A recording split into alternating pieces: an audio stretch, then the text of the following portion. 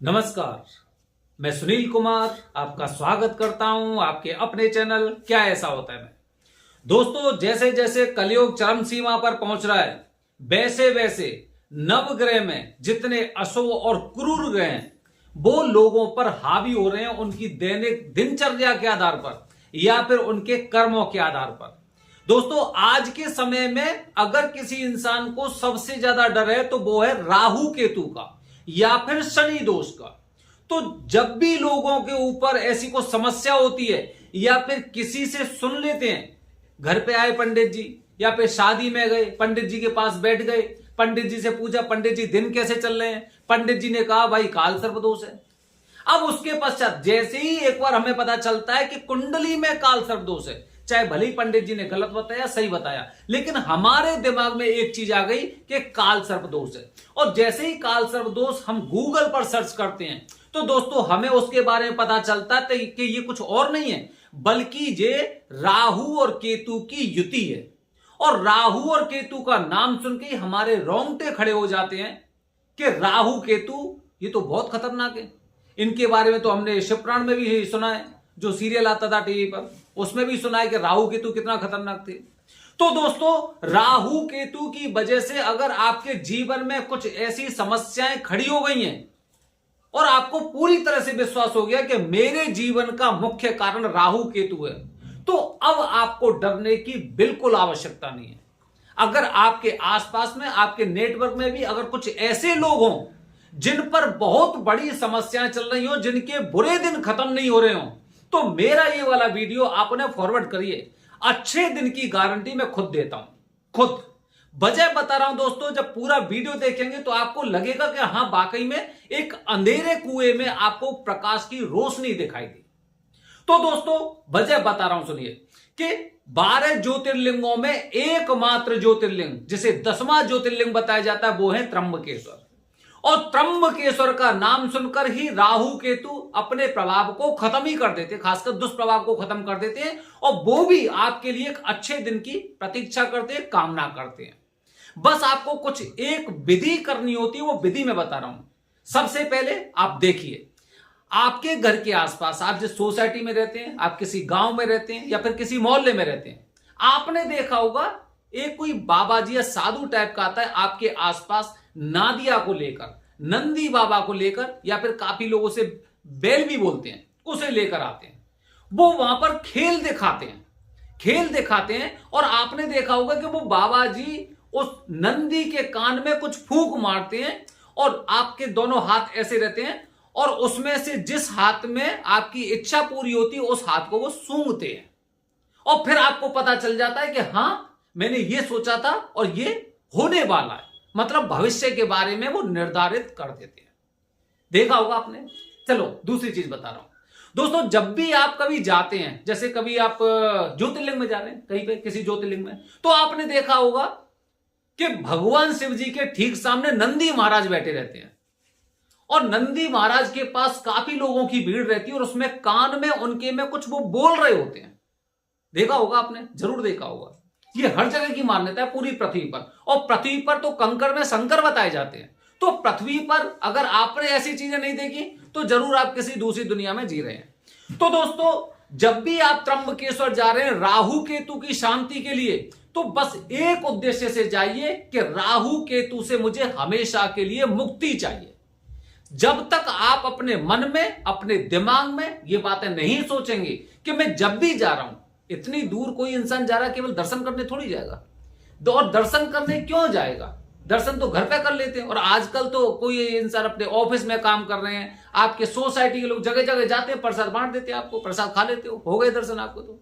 लेकिन किसी ना किसी विशेष वजह की वजह से आप जा रहे हैं, क्योंकि आप अपने जीवन में उन समस्याओं से जूझ रहे हैं जिनसे निकलने की आपको कोई रास्ता दिखाई नहीं दे रहा, कोई किरण दिखाई नहीं दे रही है। फिर कहीं जाके आपको मेरा एक वीडियो मिलता है और उस वीडियो के साथ साथ आप 2-4 वीडियो और देखते हैं और तब आपको पता चलता है कि आपके लिए समस्याओं से मुक्ति का केंद्र कौन सा है और कहां पर आपको आपकी सारी समस्याओं का निवारण मिलेगा।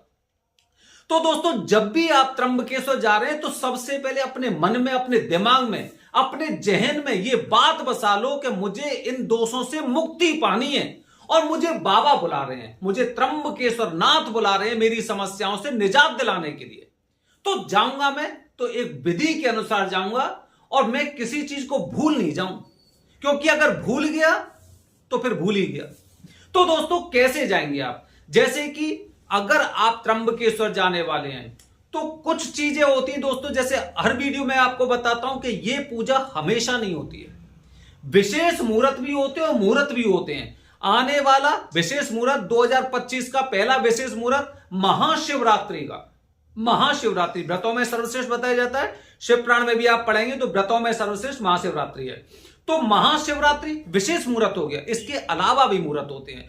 तो जब भी आप पूजा करने जा रहे हैं, काल सर्प दोष से मुक्ति पाने के लिए जा रहे हैं, तो काल सर्प दोष के निवारण के लिए सर्वश्रेष्ठ स्थान त्र्यंबकेश्वर पहुंचने से पहले आप अपने घर से अर्जी लगाना मत भूलिए। अर्जी मतलब आपकी पूजा की सफलता की गारंटी।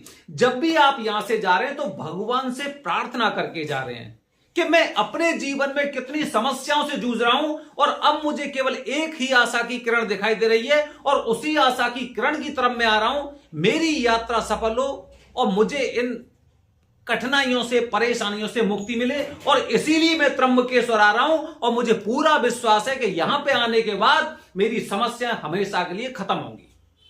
अर्जी की विधि होती है, जो लोग त्र्यंबकेश्वर जाते हैं हम उन्हें पूजा से पहले अर्जी भेजते हैं जब वो घर से निकलने वाले होते हैं। इसके पश्चात पेशी। दोस्तों पेशी क्या होती है? जैसे एक छोटा सा आइडिया बता रहा हूं, वैसे जो भी लोग त्र्यंबकेश्वर जाते हैं मैं उनको बताता हूं कि अर्जी के बाद आपकी पेशी होगी।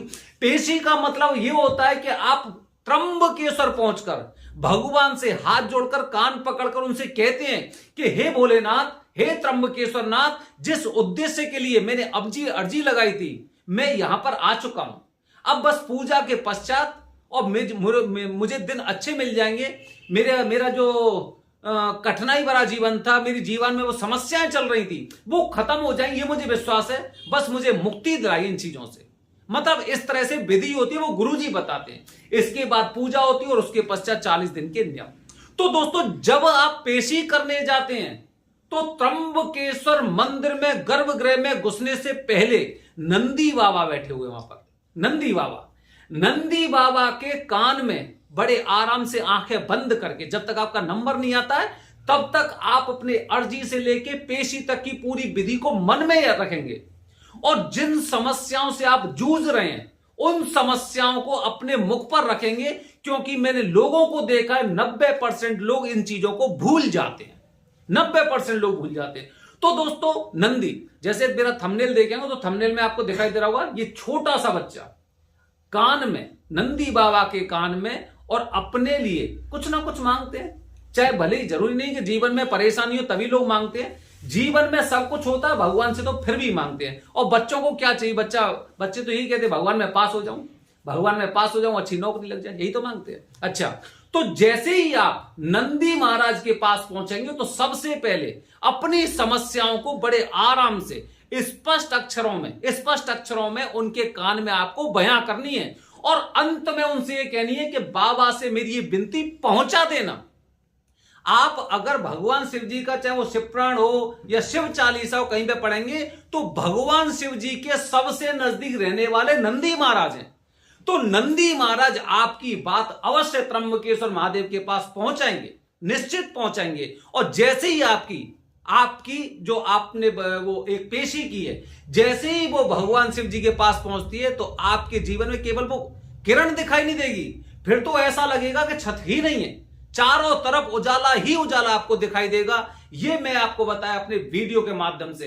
तो दोस्तों जब भी आप त्र्यंबकेश्वर जाने वाले तो विशेष रूप से ध्यान रखिए, नंदी महाराज भगवान शिव जी के सबसे पास रहते हैं। उनके कान में अपनी समस्याएं और राहु केतु या फिर जिन समस्याओं से आप जूझ रहे हैं बस उनसे प्रार्थना करनी है, मन से करनी है, दिल से करनी है और ऐसे करनी है जैसे हम अपने पिताजी से करते हैं। ये मत कहना, काफी लोग कहते हैं कि भगवान तो मन की जानने वाले हैं। सभी लोग यही तो कहते हैं, अरे भगवान है वो तो मन की जानते। लेकिन जानते होंगे शायद आप, जब तक बच्चा नहीं रोता है माता भी उसको दूध नहीं पिलाती है। तो ध्यान रखिए दोस्तों, भगवान शिव जी से बोलना है, मुंह से बोलना है, बोल कर कहना है, वो मन के जानने वाले अंतर्यामी सब कुछ है। लेकिन जिस तरह से एक बच्चा अपनी माता से दूध मांगता है, उसी तरह से भगवान से आप मुंह से शब्दों से बयां करेंगे कि मेरे जीवन में किस तरह की समस्याएं चल रही हैं, इनसे मुझे मुक्ति चाहिए। और फिर देखिए, जब तक त्र्यंबकेश्वर लौटेंगे और 40 दिन के अंदर आपको रोशनी ही रोशनी दिखाई देगी। आपकी समस्याएं, दावे से कह रहा हूं, 100% कह रहा हूं, आपकी समस्या हमेशा के लिए खत्म होंगी। बने रहिए हमारे चैनल के साथ दोस्तों। आने वाली वीडियो बता रहा हूं, क्योंकि आने वाला समय शादियों का मौसम है और आजकल तलाक की समस्या तो बहुत ज्यादा चल रही है। तो दोस्तों, तलाक से अगर बचना है तो मेरा वीडियो जरूर देखना। बने रहिए हमारे चैनल के साथ। हर हर महादेव, हरि ओम।